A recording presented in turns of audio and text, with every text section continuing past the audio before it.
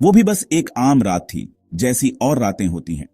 दुनिया सो रही थी, अनजान थी कि एक रूटीन फ्लाइट हमारे समय का सबसे बड़ा एविएशन मिस्ट्री बनने वाली है। 8 मार्च 2014 को Malaysia airlines flight MH370 Kuala Lumpur से निकली। उसकी डेस्टिनेशन बीजिंग थी। उसमें 227 पैसेंजर और 12 क्रू मेंबर थे। हर किसी की अपनी कहानी, सपने और अपने प्यारे उनका इंतजार कर रहे थे। एयरक्राफ्ट एक मजबूत बोइंग 777 अनुभवी कैप्टन्स उड़ा रहे थे। मौसम साफ था, फ्लाइट पाथ जाना पहचाना था। ऐसा कोई कारण नहीं था कि ये जर्नी उसकी आखिरी होगी या वो बस धरती से गायब हो जाएगी, पीछे एक ऐसी खामोशी छोड़ जाएगी जो अब 1 दशक से भी ज्यादा लंबी हो चुकी है। सुबह 1:19 पर जब एयरक्राफ्ट साउथ चाइना सी के ऊपर मलेशियाई से वियतनामी एयरस्पेस में जाने की तैयारी कर रहा था, तो कॉकपिट ने कुआलालंपुर एयर ट्रैफिक कंट्रोल को अपना आखिरी दिखने में रूटीन मैसेज भेजा, गुड नाइट मलेशियन 370।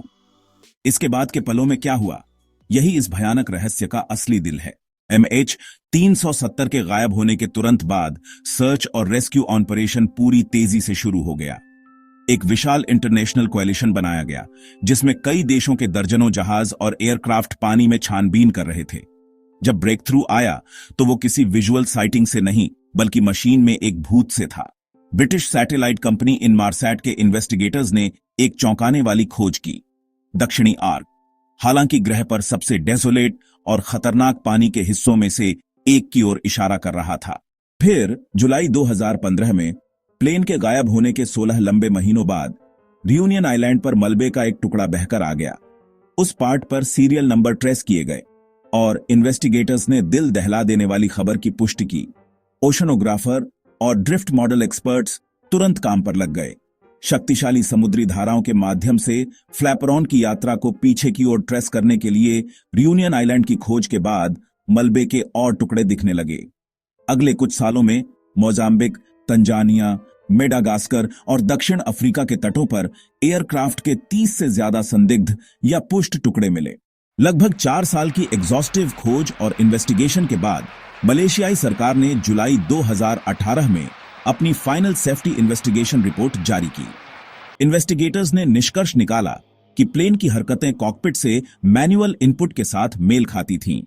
ट्रांसपॉन्डर को निष्क्रिय करना और मलेशिया के पार वापस तेज मोड़ लेना जानबूझकर की गई कार्रवाई थी। उद्धृत सबूतों में कैप्टन के होम कंप्यूटर पर मिला एक फ्लाइट सिमुलेटर प्रोग्राम शामिल है, जिसमें दूर दक्षिणी इंडियन ओशन में एक प्लॉटेड कोर्स था।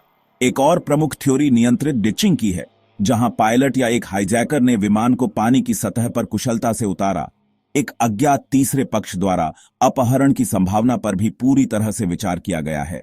आधिकारिक सरकारी नेतृत्व वाली खोज समाप्त होने के सालों बाद भी MH370 की तलाश निजी कंपनियों और स्वतंत्र शोधकर्ताओं द्वारा नई तकनीक और ताजा विश्लेषण के साथ जिंदा रखी गई है।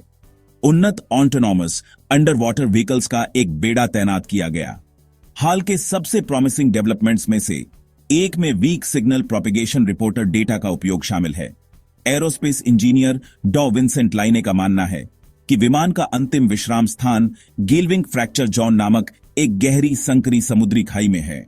अगस्त 2025 तक MH370 की खोज निलंबित बनी हुई है, आशा भरी प्रत्याशा की स्थिति में फंसी हुई है। मार्च 2014 की उस फेटफुल रात को 11 साल से ज्यादा हो गए हैं। फिर भी MH370 का गायब होना दुनिया की अंतरात्मा पर एक कच्चा खुला घाव बना हुआ है।